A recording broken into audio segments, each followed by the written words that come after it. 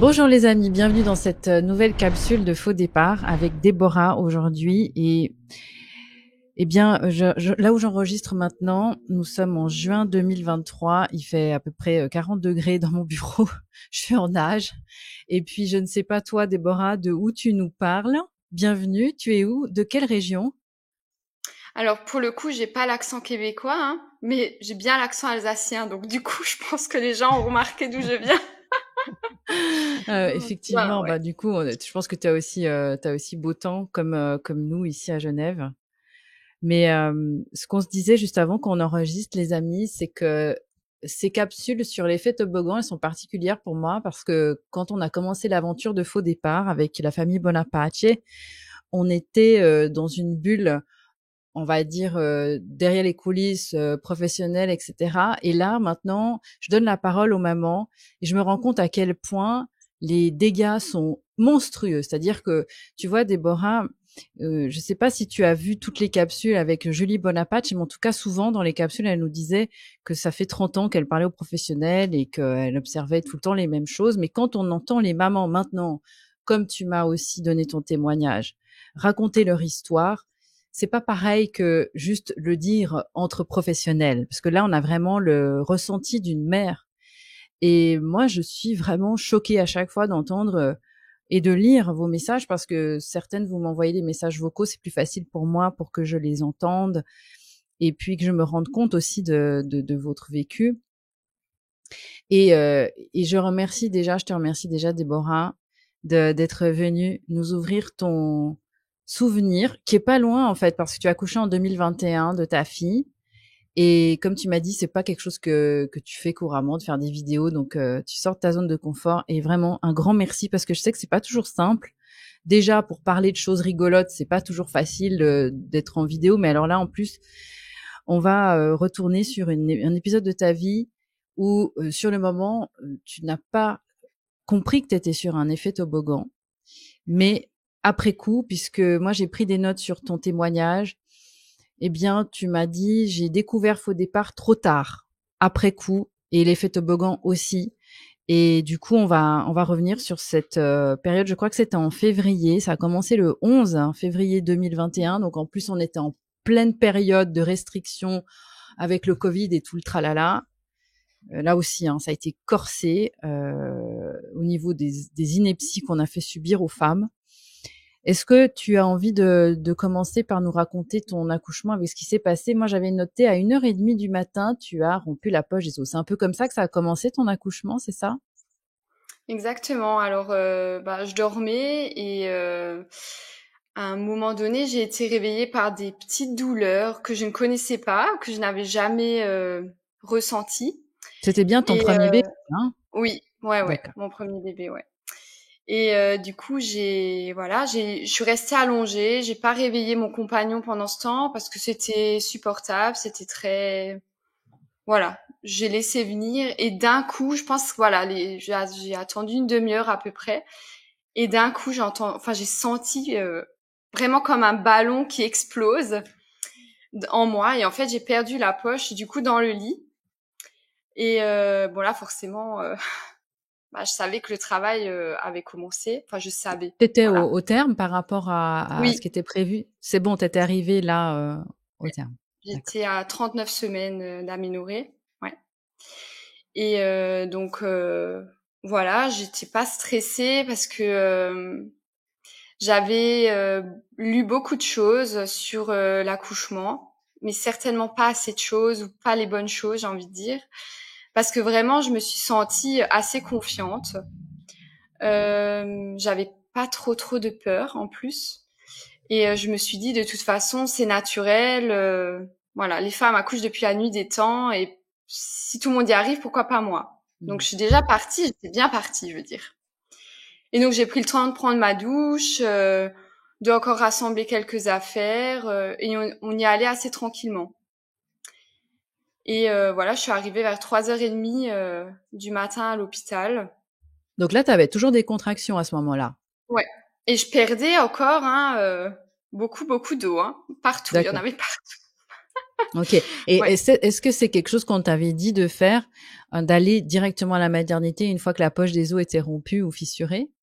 Oui, ma sage-femme avait dit qu'une fois que ouais la poche des os était rompue, elle avait même dit qu'il fallait pas trop traîner. D'accord, c'est ce qu'on t'a dit en fait, hein. Ouais, Alors là, j'en profite tout de suite, les amis, pour vous préciser, pour ceux qui n'ont pas lu mon livre sur Faux départ ou qui n'ont pas suivi la prépa, etc. Eh bien, je parle d'une étude qui a été faite au Canada justement il y a quelques années sur des milliers de femmes et c'était par rapport à cette toujours peur de l'infection. Hein. D'ailleurs, il me semble que toi, tu as reçu après une injection d'antibiotiques. Hein. ouais, Et cette peur d'infection quand la poche des os est rompue, eh bien, en fait, ils l'ont testé sur des méta-analyses et puis se sont rendus compte, en faisant justement des analyses à grande échelle, eh bien, qu'il n'y avait pas de risque supplémentaire d'avoir une infection, même 4 jours après, hein, pour autant que on ne pratique pas de toucher vaginal. Et ça, c'est vraiment le gros problème. C'est toujours les mains, surtout dans les hôpitaux. On sait à quel point les maladies nosocomiales sont un fléau pour les patients. Et donc, forcément, à partir du moment où on fait des touchés vaginaux à répétition, il y a des risques d'infection qui augmentent, mais qui n'est pas forcément lié au fait qu'on peut rompre la poche des os. Du moins, c'est tout le temps vécu comme une urgence. Et ça fait partie aussi de notre programmation, hein, Déborah, une fois que la poche des os est rompue, ah là là, faut vite courir à l'hôpital parce que sinon tout le monde risque l'infection. Voilà, je voulais juste faire cette petite parenthèse par rapport à ça. Donc toi, tu es arrivé là-bas, tes contractions ont continué une fois que tu es mmh, arrivé là-bas. ouais. Elles se sont jamais arrêtées, hein, de toute façon. D'accord, d'accord. Mmh. Donc là, qu'est-ce qui s'est passé ensuite? Mais ensuite, j'ai été accueillie, mais vraiment tranquillement, salle d'attente, bah voilà, carte vitale, monitoring, tout ça. On m'a posé quelques questions. Et après, on m'a mis en salle. Il y avait une salle nature en fait, avec un lit, un ballon et une baignoire. Et donc, on m'a mis là-bas pour voilà. J'avais bien précisé dans mon projet de naissance que je voulais qu'on me laisse le temps et que je voulais éviter bah, tout ce qui est médicamenteux, hein, voilà, dans la mesure du possible, voilà, et qu'on me laisse vraiment faire un travail, quoi. Tu m'as dit aussi dans ton récit que tu avais dû faire un test Covid en plus en arrivant. Tu avais des contractions. Ouais. Comment ça, Alors ça, comment t'as vécu ce moment? Parce que ça doit pas être simple déjà d'avoir des contractions à la mm, maison, mais en plus dans un nouvel environnement, avec en plus on t'a fait un nasopharyngé, j'imagine. ouais, ouais, des deux narines en plus. Voilà, c'était, ouais, je l'ai pas très bien vécu. Et ce que j'ai encore plus mal vécu, c'est le fait que, en fait, je ne voyais pas le visage des gens. En Et, fait, ah oui, parce qu'ils avaient les masques. Et toi aussi, du oui, coup, on t'a demandé de mettre un masque? non, ça j'avais demandé avant, voilà, avant l'accouchement, s'il fallait que j'accouche avec un masque, est-ce qu'il fallait que je subisse tout le travail avec le masque et ils avaient dit non, non, ça a Bon, été le cas au tout début, mais ça l'est plus maintenant. ok. Mais voilà.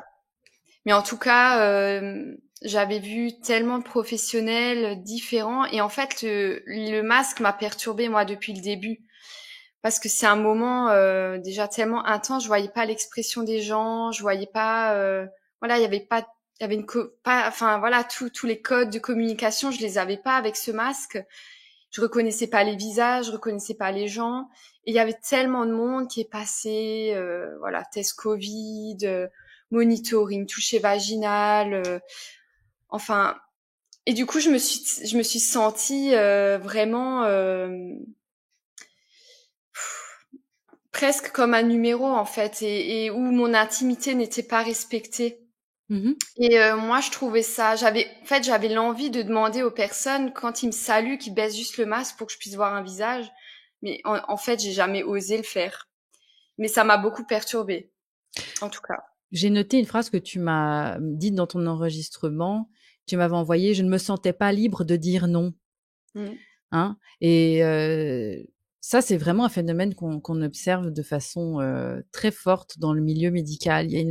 On est vraiment éduqué pour se soumettre à toutes ces injonctions et tous ces codes en fait. Hein. Euh, ça, je l'ai noté parce que je crois que souvent les gens ont un peu honte ou ils se sentent seuls en se disant que c'est plus facile pour les autres. Mais je crois que c'est vraiment quelque chose qu'on doit apprendre. C'est à se libérer de cette peur de dire, ben non, en fait, j'ai pas envie.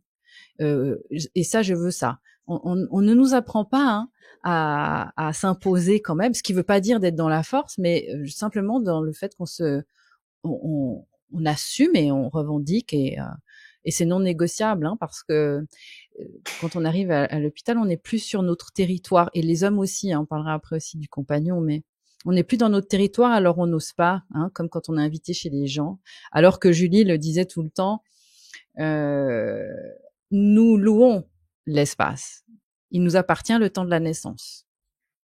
Et ça, je pense que malheureusement, on n'a pas dû te le dire dans tes préparations à la naissance. D'ailleurs, comment tu t'es préparée? C'était par rapport à des lectures ou tu avais fait des choses particulières? J'avais fait des lectures, j'avais suivi avec une sage-femme l'aptonomie. Mmh. Ouais, c'est le fait de mettre les mains sur le ventre et de communiquer avec son enfant par le toucher, avec le papa, j'avais fait ça. Mmh. Et voilà, j'avais fait de l'acupuncture, des petites choses comme ça, et j'ai fait des lectures. Mais c'est vrai que maintenant, je réalise que je me suis vraiment pas préparée assez. Mmh. Et comme tu le dis aussi, il y a toutes ces injonctions aussi et toutes ces paroles vis-à-vis par rapport à l'entourage où quand t'es enceinte, bah chacune raconte ses accouchements ou son accouchement, comment ça s'est passé. Et voilà, pour certaines, il y a eu des accouchements aussi qui ont été très compliqués. Moi, je voulais vraiment me libérer de ça. Je voulais pas avoir cette peur qu'elle voulait me transmettre, peut-être Mmh. inconsciemment. Ouais. Et et voilà, donc autrement, oui, je me suis pas préparée plus que ça avec une sage-femme, oui, mais c'était vraiment sur le souffle, enfin des choses très très basiques. Je me suis Mmh. préparée plus aussi, je pense, à l'allaitement par contre. Là, j'ai été plus accompagnée, je dirais. C'est quand même toujours, enfin pas toujours, mais très souvent le cas quand c'est un premier bébé, parce qu'on ne sait pas où on va et puis souvent on se dit justement, comme tu l'as dit, oui bon, bah, les femmes accouchent depuis la nuit des temps, ça va le faire. Oui, ça c'est quand on n'est pas perturbé dans ce processus involontaire. Sauf que tu vois là, t'es arrivé dans un territoire qui n'était pas le tien avec des codes qui sont venus confronter et perturber la physiologie de ton travail. Tu nous parlais de toucher vaginaux. Toi, tu sais à peu près quand tu arrivais à l'hôpital, puisque tu avais demandé une salle nature, si ton col avait commencé à se dilater ou tu sais pas ça? J'étais à 3. Ok, d'accord. Donc Oui. c'est déjà pas mal pour un premier bébé d'arriver à 3. Tu as pu bénéficier d'une baignoire. Oui. Comment ça s'est passé? Bah, la baignoire, je pouvais vraiment disposer voilà de la balnéo. Après, elle était pas très confortable, hein, parce que t'en Mhm. parlais aussi déjà dans ton témoignage. Voilà, c'était très très dur, c'était pas du tout confort. Mais j'avoue que ça me soulageait un petit peu parce que j'avais très mal au dos. Mais pareil au niveau des positions, au niveau de voilà comment se mettre pour se soulager, pareil, je me sentais pas libre en fait. Je Ouais, Quand tu étais dans cette baignoire piscine, mmh. donc pour ceux qui savent pas, c'est comme une coque avec des préformés, hein, c'est ça. Donc en fait, t'es pas à genoux, le ventre dans le vide vers l'avant, t'es plutôt en arrière, hein, comme si t'es Ouais, assise. Hein. ouais, c'est ça. Ça fait très beau quand on visite une clinique parce qu'on se dit ah ça doit être confortable, on imagine un jacuzzi, mais c'est vrai que le jour J c'est pas du tout ce qu'il nous faut effectivement. C'est rigide donc c'est pas du tout agréable. Il y avait qui dans cette pièce? Il y avait une sage-femme avec vous? Vous étiez que les deux? Il y avait que nous 2 et j'avoue, on nous a bien laissés tranquilles, au tout début, des Mhm. heures. Il y avait juste de temps en temps un petit passage pour demander si tout allait bien, et il y avait du monde autour si jamais on avait besoin. Mon compagnon pouvait, aller chercher quelqu'un, mais voilà, et puis il y avait pas trop de lumière, on pouvait mettre la musique qu'on voulait, voilà. Là-dessus, je veux dire, je me suis assez vite bien sentie.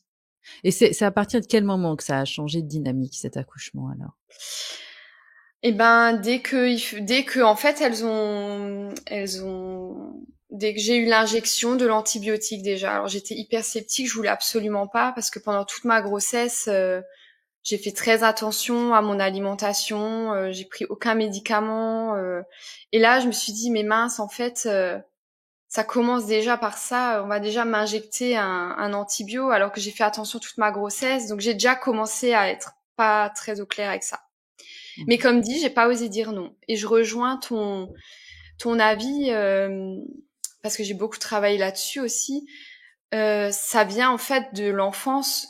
On nous apprend à obéir, à suivre un chemin de tout petit et à obéir à une hiérarchie, à une blouse blanche, à une personne qui a un certain rôle dans la société. Et en tant qu'enfant, on nous demande pas notre avis. En tout cas, c'était le cas pendant mon enfance. Et je le remarque, c'est encore le cas aujourd'hui.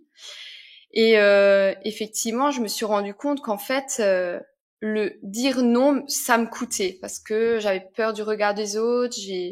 J'avais peur d'affirmer une pensée. Et souvent, quand on est enfant, on nous demande de faire certaines choses pour faire plaisir à et de faire l'effort pour, au détriment en fait de ses propres besoins. Et ça, je l'ai compris que après, quand ma fille est née. Ouais. Et voilà. Et du coup, oui, je suis d'accord avec ça. Donc, du coup, tu as eu cette perfusion d'antibio. Est-ce que c'était encore dans la piscine que tu avais ça? On te l'a sorti? Comment ça s'est posé après? Ouais, j'ai dû sortir pour le coup. Ah, donc Ouais. tu as dû sortir pour avoir cette injection-là, Oui. enfin cette Ouais. perfusion-là. C'est ça. Tu m'as parlé aussi de Saint-Osynon. Alors, à partir de quel moment on t'a proposé d'accélérer tes contractions, considérant qu'il y avait on appelle ça la dystocie du travail, que ça stagnait, c'est ça? Exactement. Alors, je pourrais plus te dire combien. Ouais. Donc, je suis arrivée le 11 février. Ça devait être le 12. Le Ils ont 12 vers. calculé le nombre d'heures, en fait. Ils te Oui. ont dit que c'était ça, c'est qu'il fallait Oui. maintenant que ça aille plus vite. Exactement. Et que D'accord. c'était, il fallait, voilà, c'est Mmh. exactement ce terme, il fallait que ça aille plus vite parce que je dilatais plus. J'étais à 4 ou 5, je crois. Mmh. Et moi, dans ma tête, je me suis dit, ah, mais c'est pas mal finalement 4, 5 parce que j'arrivais en fait encore à gérer mes contractions, ça se passait bien et en Tu étais fait, j'ai libre de senti, tes mouvements, là? Comment ça se passait? ouais, là, j'étais libre de mes mouvements, ouais, Donc, encore. pas de monitoring à ce moment-là? De temps en temps, on venait, mais je D'accord. me promenais pas avec, on va dire. Mmh. D'accord. Et du coup, voilà, je me suis pas sentie libre et j'ai pas eu le choix en fait. Et même la façon dont ça m'a été présenté, voilà, il fallait que ça aille plus vite parce que voilà, j'étais déjà là la veille, très tôt le matin. Alors que le bébé ne montrait pas de signes, particuliers? Non, pas du tout. Et moi non OK, plus, hein. Je veux dire, tout allait bien. OK. Donc là, j'imagine que pour te faire cette, intraveineuse de Saint-Osynon, on t'a demandé d'être dans un lit, Oui, donc allongé sur le dos. ouais. Et là, tu as senti la différence, j'imagine, de contraction? Alors là, je, Mmh. c'était très dur parce que j'ai senti, mais c'était en quelques minutes, je pense, hein. Mmh mh. Mmh. Une accélération des contractions et une douleur intense en quelques minutes, ouais, quasi insupportable. Je crois que j'ai tenu 1 heure, je crois, 1 heure et demie. Sur le dos, Alors cloué là, au par lit? contre, une fois que j'ai demandé à pouvoir me déplacer, Oui, donc je me déplaçais avec cette avec poche. la perche. Voilà, c'est ça. Et j'étais sur un ballon, je me souviens, en salle de naissance, du coup là. Et ouais, c'était. Et en fait, les contractions, j'avais plus de pause entre. C'était Mmh. ça qui était dur. Elles étaient très fortes et j'arrivais pas à récupérer en fait. Mmh. C'est que ça s'enchaînait et c'était très très intense, très très douloureux. Et et forcément à ce moment-là, mon compagnon me voyait dans cet état-là. J'étais complètement, je pouvais plus parler. Je pouvais plus parler. J'avais envie de hurler. J'étais vraiment pas bien. Et j'ai beaucoup culpabilisé déjà à ce moment-là où je me suis dit, en fait, je vais pas y arriver. C'est trop douloureux. Mmh. Oui, effectivement, parce que comme tu pouvais pas comparer avec, d'autres accouchements, C'est ça. tu t'es peut-être dit: «C'est ça accoucher», hein? Alors que, dans un accouchement naturel, pour celles qui se posent la question, qui ne l'ont pas encore vécu, les pauses naturelles sont là justement pour récupérer, s'oxygéner, et le bébé avec d'ailleurs, et créer les fameuses endorphines, qui sont la péridurale naturelle. Mais pour ça, ça vient un petit peu après, hein, c'est pas tout de suite au début. Et c'est vrai que ce que tu dis dans ton témoignage, c'est que j'avais plus de pause en fait pour récupérer. Ça, c'est un grand classique qu'on entend tout le temps quand on est dans un processus chimique, hein. Les contractions induites sont redoutables à ce niveau-là. C'est pour ça que on dit ça va souvent ensemble, synto-péri, hein. Ça va ensemble. Exactement. Je connais très peu qui arrivent à suivre en étant boostés comme ça, Mmh. sans anesthésie. Donc du coup, tu as demandé la péridurale. Ouais. Parce que vraiment, je tenais plus physiquement, Ouais. c'était ouais. Donc je l'ai demandé, on me l'a posée, elle n'a pas fonctionné. Donc voilà, j'avais, je sais pas, elle avait été mal posée apparemment, je sentais juste, un petit côté, mais voilà, ça n'allait pas. Et du coup là, forcément, avec cette péri, j'étais obligée de rester couchée sur le dos. Ouais. Donc t'avais toujours mal en fait, c'est ça que J'avais tu toujours dis? très très mal, ouais. Et ça a bien duré encore 1 heure et l'anesthésiste après revient en me disant écoutez, je me rends compte que j'ai mal fait mon travail, Mmh. il faudrait que je vous en repose une. Bah je dis bon bah ok hein, voilà. Et elle me repose cette deuxième péridurale du coup qui a fonctionné. Mais alors là par contre je me suis sentie effectivement je ne sentais plus rien, mais par contre mentalement non plus. C'est-à-dire que Mmh. j'étais complètement déconnectée de la réalité. J'étais droguée. Je me suis vraiment Mmh. sentie dans un autre monde. J'avais une énorme fatigue, des hallucinations, une chaleur intense, Ouais. et j'avais qu'une seule envie, c'était de dormir en fait. Et je me suis Ouais. endormie. Ouais, je me suis endormie et je pense bien 2 heures. Et à ce moment-là, la sage-femme vient me réveiller et elle me dit écoutez là, il va falloir pousser. Je dis comment ça? Je dors, je viens de me réveiller, je suis Mmh. incapable de pousser. Je n'ai plus de force, je ne sens rien. Vous me demandez là maintenant d'accoucher. Elle me dit oui, oui, maintenant il va falloir y aller. Donc pareil, je me dis j'ai pas le choix. Est-ce que je peux dire oui? Est-ce que je peux dire non? En fait, j'étais complètement perdue. Et je me suis dit dans ma tête, de toute façon, elle sait, je fais confiance. Et ok. Donc je commence à pousser. Et et ben je pousse 1 heure, je pense. Mais j'étais waouh, Donc claquée, là, hein. poussée dirigée, on est d'accord, hein? Toujours dans Ouais, le lit, oui, tu inspires, tu bloques et tu pousses tout ce que tu peux. exactement. OK. Ouais, Donc tu sens pas ce que tu fais évidemment, puisque tu es complètement anesthésiée, ouais. c'est C'est exactement. hyper difficile, hein, de pousser sans sentir ce qu'on fait. Ouais. Exactement, ouais. Pendant 1 heure Et en je plus. voyais que j'y arrivais pas. Ouais, ouais. Donc même C'est si on décourageant. m'encourageait, ouais. Et en fait, la tête était, voilà, je veux dire les cheveux étaient là, mais il manquait ce truc, hein. Mmh.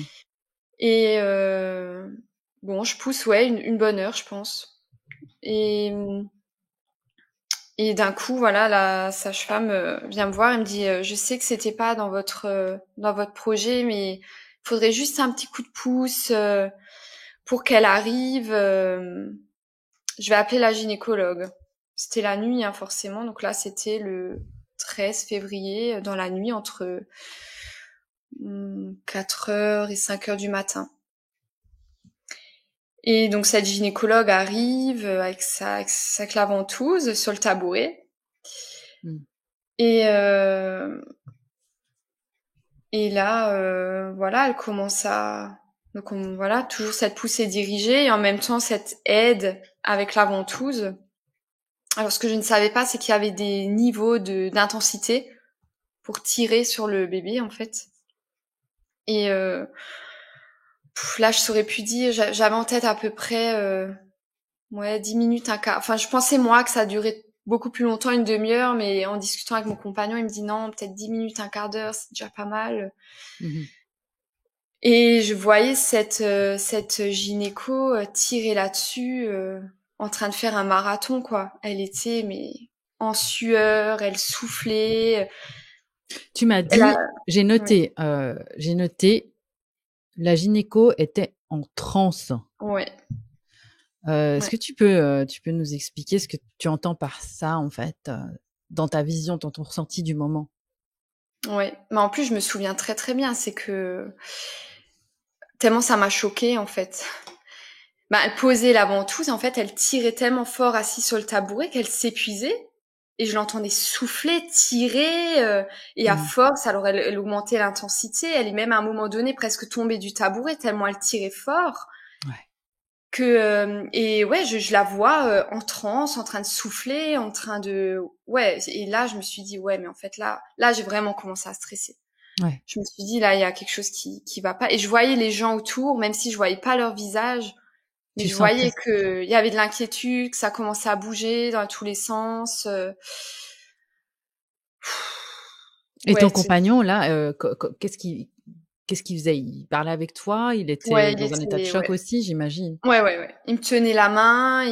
En fait, lui, il était comment dire, ouais, choqué. Mmh. Il s'attendait tellement pas à ça, je pense, que non, ça lui a cloué le Impuissant bec. Hein. Ouais, et impuissant. impuissant et interrogatif et inquiet aussi, je pense. Mmh. Mm. Parce que c'était aux portes, mais ça venait pas. Et du coup, qu'est-ce qui s'est passé après? Comment ça a abouti cette ventouse? Et ben j'ai entendu dans la salle de naissance un petit peu plus loin code rouge, code rouge. Et ça, par contre, je l'avais lu dans un livre, ce que ça Mmh. voulait dire. Et voilà, la sage-femme qui revient me dit, écoutez, on pense que la tête est mal positionnée. En tout cas, on n'y arrive pas comme ça. Euh, il faut qu'on fasse une césarienne en urgence. Ah, qu'est-ce que vous voulez que je dise hein en fait, là, j'étais en train de pleurer, hein, clairement. Ouais. Mon compagnon aussi, parce qu'on savait qu'on allait être séparés, qu'il fallait que ça aille très vite.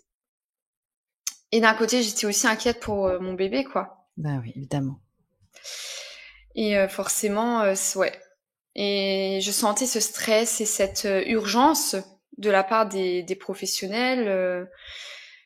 Et autant j'ai senti beaucoup de personnes très humaines, très professionnelles, très bienveillantes, autant j'en ai senti d'autres où vraiment j'étais une de plus, point barre, quoi. Mmh. Il y avait Ouais. pas d'empathie, il y avait pas de gestes tendres, pas de communication, pas vraiment de regard.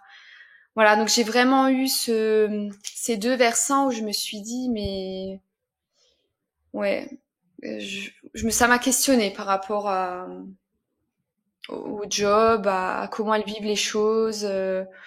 Voilà, on sentait qu'il y en avait certaines qui étaient très très protocolaires, qui se détachaient complètement de ce qui était vraiment en train de se passer, peut-être par sécurité, par peur, par confort, je sais pas en fait, mais bon, en tout C'est cas vrai voilà. il y a un sous-effectif qui est déjà dénoncé depuis longtemps Mm. et ceux qui arrivent à tenir dans cette ambiance-là, puis qui veulent faire un travail, digne de ce nom, respectueux, parce que c'est un moment sacré, une naissance, c'est très difficile, maintenant pour les professionnels de travailler dans ces conditions, donc la plupart désertent, ceux qui ont encore un peu le choix et puis malheureusement, bon, c'est toujours un peu la loterie, on sait jamais à quelle sauce on va être mangé, comme on dit.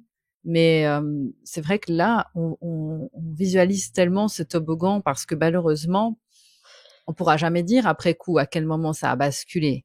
Mais il est évident que cette gestion active du travail que j'explique aussi dans la prépa, qui est que à partir du moment où il y a eu ce fameux protocole de Dublin, on s'est dit il faut que le travail avance vite parce que plus ça va vite, plus c'est sécure. On voit bien que une fois de plus, ton histoire nous prouve que ce n'est pas vrai, puisque on veut accélérer la nature en disant que ça va pas alors que ton bébé allait bien. Je rappelle que quand on a dit on va mettre Déborah sous Saint-Ossinon, ton bébé n'était pas du tout, enfin, il y avait aucune raison. Ta grossesse était bien passée, tu étais à 39 semaines en plus. C'est pas, hein, le terme en France, c'est 41 semaines, donc pas de prématuré, mais en même temps, c'est pas non plus que tu avais dépassé plus que je sais pas combien de semaines. Et on veut faire vite les choses en disant que c'est plus sécure. Et à partir du moment où on injecte le Saint-Ossinon, eh bien là, tu perds le contrôle. Mais c'est pas tu perds le contrôle parce que c'est toi, c'est que tu perds le contrôle parce que tout simplement, le Saint-Ossinon, il est pas là pour rendre l'accouchement facile. Il est là pour accélérer les choses. Et ça, après, c'est à la mère de se débrouiller avec. Mais comme il y a de nouveau dans notre culture toujours cette fameuse péridurale qui vient sauver la femme en souffrance, bon, mais le problème de la péridurale, c'est qu'en l'occurrence, même si elle était nécessaire, parce qu'avec une contraction induite, c'est l'enfer, ça te cloue au lit. Donc, comme toi, tu m'avais même dit, j'avais noté les mots. Je me suis sentie droguée, amorphe et morte suite à la péridurale. Enfin, c'est fort quand même comme mot. Je me suis sentie morte comme un zombie, là, mort-vivant. Alors que la naissance, c'est un moment, justement, où la femme, elle hurle. Elle est plus vivante que jamais, tu vois. Et elle hurle pas parce qu'elle souffre, mais elle hurle parce qu'elle est là dans toute sa présence. Ou elle hurle pas, peu importe. Mais tu vois, j'essaye vraiment de guider les gens qui comprennent pas encore bien cet effet Toboggan, comment il fonctionne à travers des exemples comme le tien, parce que quand on arrive au moment où on voit, je sais pas si tu as vu la scène avec cette ventouse ou si tu avais l'impression d'observer la scène d'en haut, mais je peux imaginer qu'à un moment donné, on est presque dissocié dans ces moments-là, où on se dit mais c'est un cauchemar, c'est pas possible. Bon, du coup, on arrive au fameux code rouge, donc tu as eu une césarienne à la fin. Parce qu'on a certains témoignages où il y a un code rouge et puis finalement on dit allez, on essaie une dernière fois, puis des fois le bébé sort à ce moment-là, les femmes échappent à la césarienne, ce qui n'a malheureusement pas pu être ton cas. Non, et vraiment tout ce que je ne voulais pas, c'était une césarienne. Vraiment, bah, c'était c'est et là en plus donc forcément tu me dis que tu t'es réveillée dans une salle où évidemment encore complètement groggy, tu comprenais pas, enfin sans ta fille pendant 2 heures. Ouais, alors vivre déjà rien que le moment de la césarienne sans mon compagnon à côté, et je me sentais en fait comme un animal qu'on est en train d'ouvrir, hein. Vraiment, je me suis sentie comme un bout de viande posé là, à qui je donne mon corps en fait et mon bébé aussi. Et c'est là aussi où c'était difficile parce que ça devait être le plus beau jour de ma vie. Ouais. Et en fait, c'est devenu un tel souvenir traumatique que aujourd'hui, voilà, je me pose, comme je te l'avais dit, la question d'un deuxième enfant parce que j'ai tellement, j'ai pas envie de revivre ça. Et ça a été pendant 2 ans, ça l'est encore, un vrai traumatisme en fait. Et je ne voulais surtout pas être séparée de mon bébé en fait. Moi, tout ce que je voulais, c'était qu'elle sorte et que je la prenne dans mes bras en fait, et ne pas. Et en fait, je me souviens très bien que la césarienne. Du coup, ils l'ont sortie et ils me l'ont montré parce qu'on a un grand drap. Hein, voilà. Oui, ils l'ont sorti et ils me l'ont montré comme ça en haut avec ses lumières et tout. Enfin bref. Et tout de suite, elle a été emmenée pour être pesée, etc. Et mon compagnon se souvient très bien qu'elle est à peine sortie de mon ventre, que en fait, elle a tout de suite eu un Doliprane. Et je me suis dit, mais comment ça? Comment ça? Pourquoi on lui a donné un Doliprane à ta fille? Mais je ne sais pas. Et on nous a pas demandé notre avis. Et mon compagnon était choqué de ça. Il a dit le premier truc, c'est on lui a mis un Doliprane. J'ai dit, comment ça, on lui a mis un Doliprane? Ouais. Et après, un médecin un peu plus loin dans le couloir aurait dit, elle avait le cordon autour du cou. personne nous a rien dit voilà, de ça, quoi que ce soit. Et bon, après, voilà, elle a été quand même mis en peau à peau avec mon compagnon pendant tout le temps où j'étais pas là. Donc, heureusement que lui, il a pu profiter de ce moment avec elle. Mais voilà. Déborah, si tu veux bien, j'aimerais juste préciser pour les gens qui l'ignorent encore, le cordon autour du cou fait partie des grands mythes, des dangers, alors que plus de 30% des bébés naissent avec des cordons. Moi, mon dernier, Edison, est né dans la salle de bain en 1h30, il avait un cordon autour du cou. Ça n'empêche pas. Alors, je vais pas détailler maintenant le pourquoi du comment. Je le fais dans mon livre et dans la prépa. Et on pourrait en parler aussi dans des vidéos spéciales, mais ça, souvent, c'est dit pour justifier l'acte sur la mère. Et après, il y a les services après-vente où on vient, moi j'appelle ça les services après-vente. Je vous rassure, ça s'appelle pas comme ça, mais moi j'appelle ça comme ça, les services après-vente de la naissance où on vient après dire à la mère, oui, mais alors heureusement qu'on était là parce que sinon vous arriviez pas à pousser, vous voyez madame, vous poussiez pas bien, ou votre cordon était trop court, ou enfin c'est toujours la faute de la mère ou du bébé. Voilà, jamais la faute du protocole qui a eu effectivement un effet, on appelle ça les effets iatrogènes. Jamais, jamais. Mais bon, quoi qu'il en soit, à la fin, c'est quand même toi qui restes là. Tu me dis aussi que pendant... Alors, ta fille a dû être même en néonate parce qu'elle a eu une jaunisse carabinée. Est-ce que on a évoqué un lien éventuel entre la ventouse et ça? Non. Personne t'a parlé. Elle avait eu un hématome ou pas? Oui, après. À cause de la ventouse. Ça, c'est mon tête. interprétation. Oui, disons qu'elle a eu un hématome sur la tête, là où il y a eu la ventouse qui s'est posée. Je le précise parce que ça pourrait être intéressant d'avoir des témoignages de mamans qui viennent nous dire. Moi, je fais beaucoup de recherches par rapport aux témoignages. Est-ce qu'il y a eu des jaunisses carabinées après des épisodes de ventouse forts? Parce que moi, j'ai connu ça. J'ai connu ça pour ma première fille. Hein. Elle a aussi dû être sous lampe pour une jaunisse carabinée. Et après, on a évoqué une incompatibilité de sang, alors qu'on... Bon, rien du tout. Hein. J'ai fait mes recherches. Mais ce qui me choque dans ton histoire, c'est qu'en plus, même si on n'est plus dans l'effet toboggan, parce que là, ta fille aînée, j'aimerais quand même qu'on évoque ça, si tu es d'accord, parce que tu me l'as déposé dans ton témoignage. Tu étais limitée, c'est-à-dire que tu pouvais même pas aller voir ta fille ou passer ta journée avec ta fille. Qu'est-ce qu'on t'a dit par rapport à ça? Ben, par rapport aux restrictions Covid, j'avais le droit d'aller la voir une seule fois. En fait, elle avait je sais plus, c'était 3/4 d'heure de lampe toutes les 3 heures, je crois. Ouais, quelque chose comme ça, ou je sais plus, franchement, mais en tout Mais cas, donc, elle c'était était en néonate même pendant entre les traitements. Non, là, je pouvais la récupérer, mais par contre, il y avait qu'un seul parent qui avait le droit d'y aller, déjà pendant la séance. D'accord. Donc, il y avait, voilà, ça. Et par exemple, mon compagnon, si dans la journée, il voulait y aller une fois, lui, par exemple, il avait le droit qu'une seule fois dans la journée et pas plus. De voir sa fille. Ouais. Il avait le droit de venir à l'hôpital qu'une seule fois dans la journée. C'est-à-dire, s'il venait, par exemple, à 8 heures le matin et qu'il devait repartir à 10 heures, et ben, c'était fini. Il pouvait plus D'accord. revenir. Il pouvait rester le temps qu'il voulait ou pas?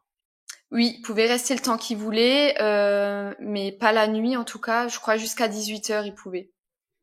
D'accord. Et toi, dans ces conditions-là, tu te retrouves là avec ton bébé qui est en plus sous les lampes et tu m'as dit qu'elle a fait des convulsions. Ouais. Alors ça, c'était... je suis restée 5 jours à l'hôpital après l'accouchement pour justement la jaunisse. C'est parce que j'avais pas la montée de lait souhaitée. C'est pareil, c'était voilà pas assez rapide. Donc ma fille, elle a perdu du poids.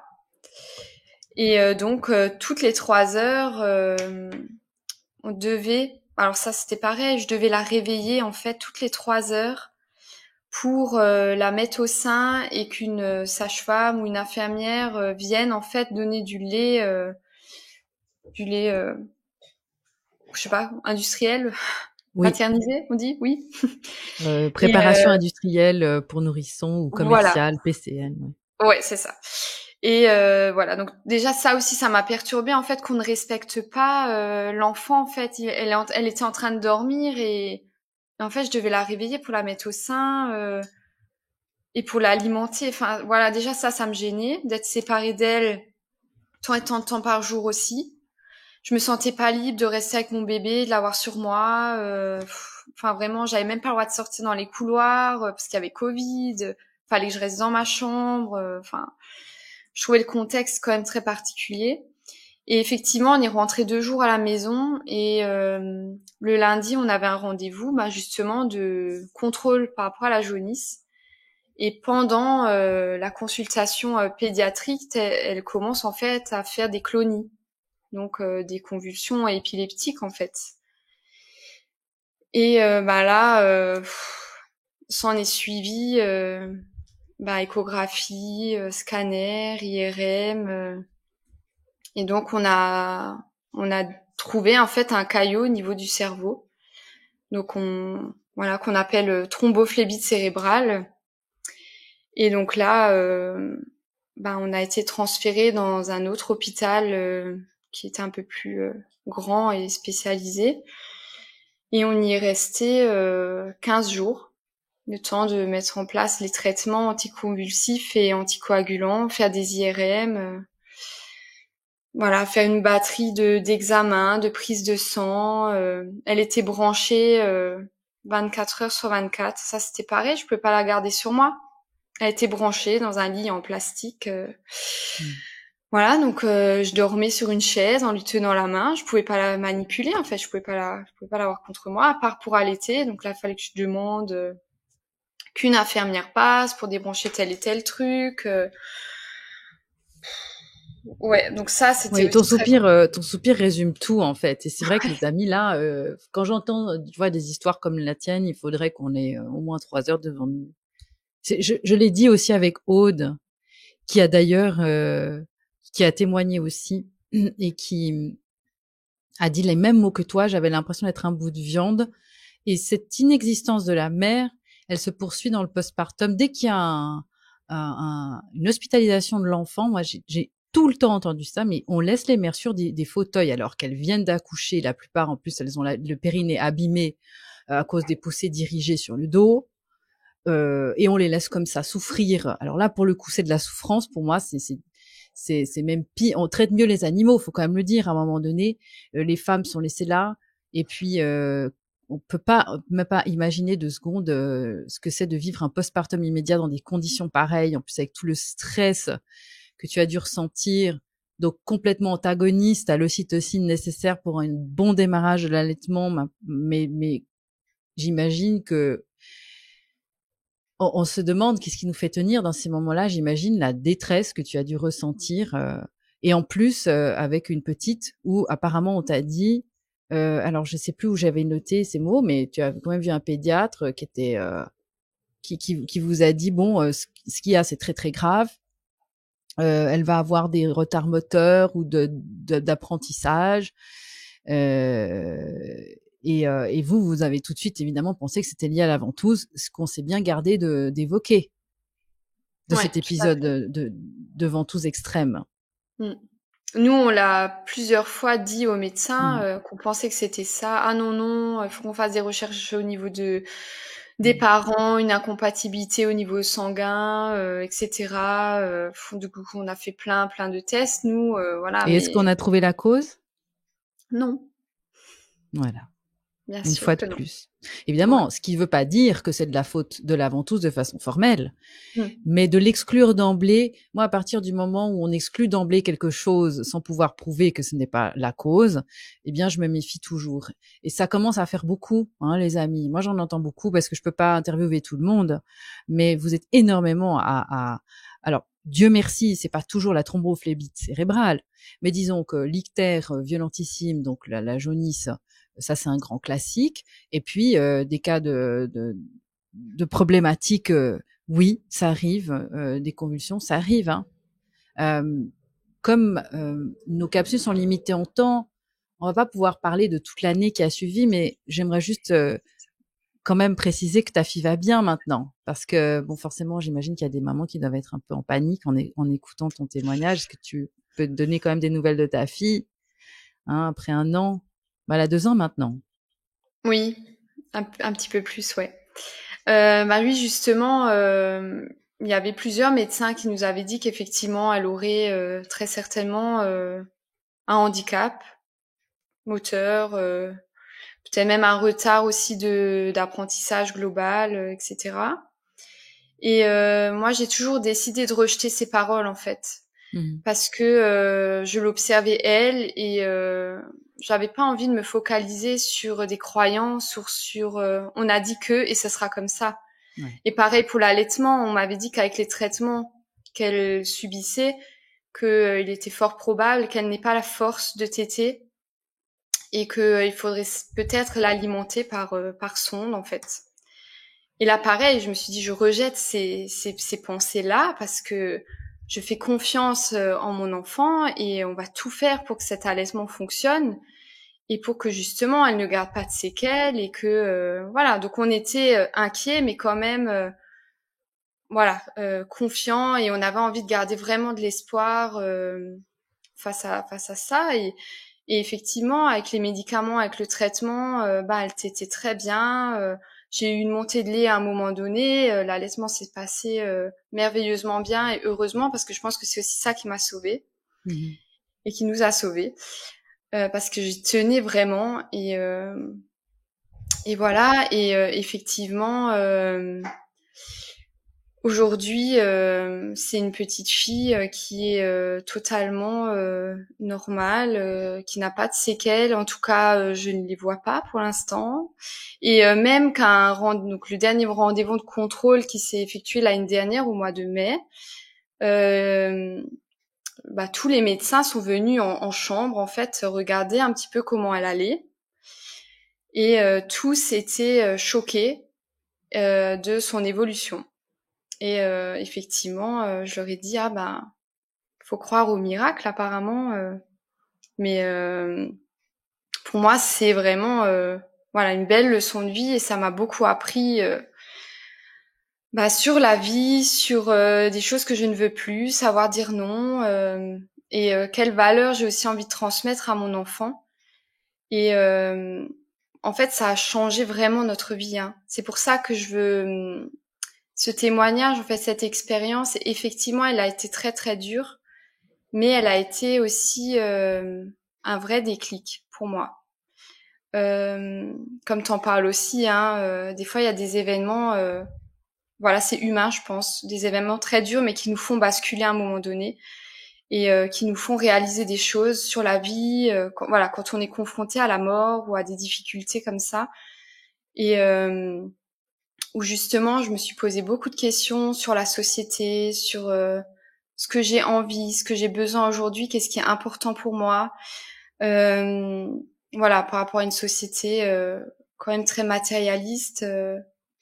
Voilà, qu'est-ce que j'ai envie finalement sur mon lit de mort un jour de me dire, ben j'ai réussi à faire ça. Qu'est-ce que j'ai, voilà, du coup, qu'est-ce que je garde en fait de tout ce que j'ai fait et de tout ce qui s'est passé et ce sentiment en fait de culpabilité, je veux vraiment essayer de l'éviter dans le sens où ma fille en fait c'est tout ce que j'ai de plus cher finalement aujourd'hui et bah mon travail est passé à côté, mon confort financier est passé à côté. J'essaye maintenant de m'entourer vraiment de personnes saines euh, qui nous veulent du bien, en qui j'ai confiance, avec qui on partage les mêmes valeurs. J'ai aussi fait du tri dans ma vie de ce côté-là et par rapport C'est aussi à l'effet mon Covid aussi, hein. aussi, mais complètement. Et par rapport à ma vie professionnelle, je ne me voyais plus de toute façon partir 5 jours par semaine, faire garder ma fille, ne pas la voir, ne pas participer à son éducation, ne pas la voir grandir. Voilà, tout ça a été Mm. vraiment un choc, ouais émotionnel, traumatique, hein, qui est pas encore résolu, réparé. Mais en tout cas, j'y travaille beaucoup. Mais en tout cas, oui, c'était très dur, mais j'en garde quand même une leçon de vie. Tu as réussi à transformer justement cette expérience traumatique en, en opportunité, effectivement, pour passer une étape et grandir. Et je te félicite. Et aussi parce que tu as compris que tu avais été victime d'un effet toboggan. Parce que ce que je disais dans la capsule avec Aude, c'est que certains psychologues me disent que quand ils ont découvert cet effet toboggan, eh bien, ils se rendent compte qu'ils ont des patientes qui font des thérapies pendant des années, qui vont mal et qui comprennent toujours pas pourquoi elles vont pas mieux, c'est parce qu'elles n'ont toujours pas compris qu'elles ont été victimes pendant leur accouchement, hein, et que heureusement qu'elles étaient à l'hôpital, sinon elles seraient mortes et le bébé avec. Je rappelle toujours que dans des cas d'extrême urgence, on va dire, euh, on est content d'avoir la césarienne qui a effectivement bien changé la donne, mais je rappelle quand même des chiffres. C'est que dans des communautés où on pratique l'accouchement naturel, notamment aux États-Unis, hein, vous avez tous les liens dans mes documents, comme d'habitude, on est à 1,4% de césariennes. C'est quand même des statistiques qui ont été tenues par cette fameuse sage-femme Ina May Gaskin de façon extrêmement précise, et qu'aujourd'hui, dans le secteur public, on est plus ou moins à une femme sur 4 qui finit en césarienne. C'est-à-dire que ce n'est pas aujourd'hui en césarisant une femme sur 4 qu'on sauve des vies par rapport à 1,4, une femme, 4 sur 100. On est à un univers opposé. Donc pour cette femme, 4 sur 100, effectivement, on est content d'avoir un acte chirurgical. Pour toutes les autres, on est en général sur l'effet toboggan, dans l'écrasante majorité des cas. Et quand on le sait, eh bien, on comprend qu'on est victime, on peut commencer à aller mieux et on peut commencer effectivement à guérir cette blessure. J'ai envie de te laisser le mot de la fin. Déborah, qu'est-ce que tu as envie de dire aux mamans qui nous écoutent?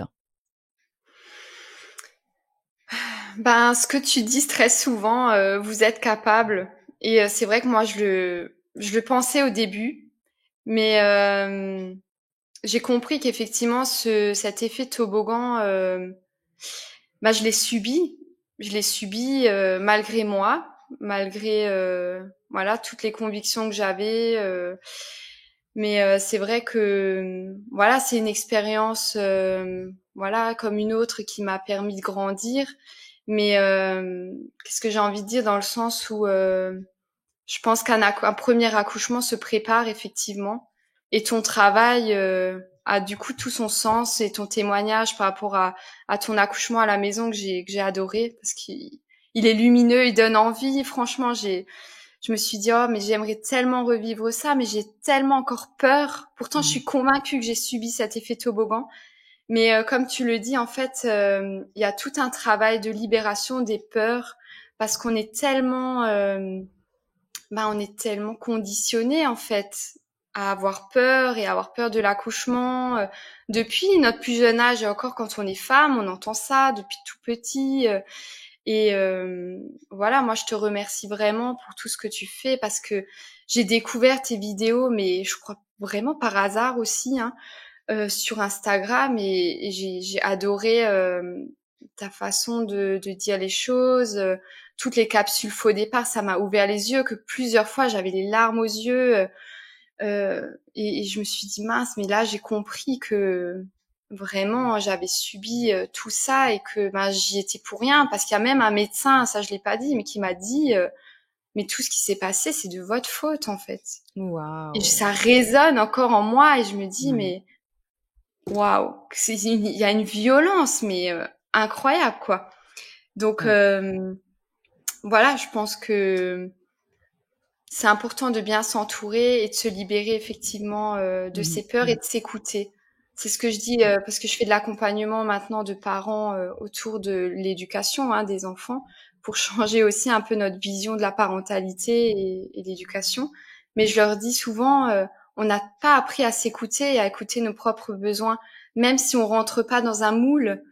Eh bien, si on pense que c'est bon pour nous et bon pour nos enfants, eh ben, allons-y. Peu importe le regard des autres, peu importe les jugements, voilà, on n'est pas là pour faire plaisir, mais pour se faire plaisir à soi et surtout pour apprendre la vie à nos enfants et partager des valeurs communes. Donc voilà, entourez-vous de gens sains, qui vous veulent du bien, qui vous font du bien, avec qui voilà, vous partagez de belles choses. Donc voilà, je pourrais parler comme ça pendant 1 heure, mais En tout cas, je précise pour les personnes qui cherchent à être en contact avec Déborah que je vais mettre les liens dans la description de cette vidéo. Vous pouvez retrouver Déborah par rapport aussi à ce que tu fais parce que effectivement tu accompagnes aussi des parents maintenant et puis c'est chouette aussi que les gens puissent rentrer en contact avec toi. Je te remercie infiniment pour ce témoignage, nous avoir ouvert ce moment très intime et tu pourras aussi découvrir les témoignages des autres mamans. Certaines fois, on se sent seul, enfin même la plupart du temps, on se sent seul et on se rend compte qu'on est des milliers, des milliers, des millions. Chaque seconde, 4 bébés naissent sur Terre. Alors vous imaginez l'ampleur des dégâts, les amis, quand on sait que 40% des femmes sont traumatisées par leur accouchement, pas parce que l'accouchement est traumatique, mais parce qu'on l'a rendu traumatique. Et je continue, en tout cas, je te remercie vraiment, je continuerai à crier haut et fort que les femmes méritent d'être considérées comme des victimes de cet effet toboggan tant que ça n'aura pas vraiment été jusqu'au profond de toutes les petites contrées à gauche, à droite dans les campagnes, ben, je continuerai avec mon clairon. Et puis, je vous retrouve dans les prochains épisodes, les amis. Vraiment, abonnez-vous à la newsletter sur emmacruzy.com si vous voulez avoir toutes les plannings, les calendriers. On ouvre aussi des groupes de mamans. Alors, je peux malheureusement pas faire des groupes toutes les semaines comme j'aimerais, mais disons qu'il y a plein de choses et ça, on le dit dans les newsletters. Donc, allez tout de suite vous abonner. Vous avez tous les liens dans le descriptif de cette vidéo et partagez-la aussi pour des personnes à qui ça peut servir. Encore une fois, dans des conférences, moi, j'ai des femmes de 70 ans qui sont mises à pleurer, tu vois, Déborah. Donc c'est pas forcément les mamans qui attendent les bébés, mais des fois, ce sont des femmes qui se disent ah mais en fait je comprends enfin maintenant à 70 ans quel temps perdu si seulement on avait pu savoir ça avant. Voilà, merci beaucoup Déborah, merci les amis d'être tout le temps avec nous et puis je vous dis à la prochaine. Merci encore. merci Emma, bye bye.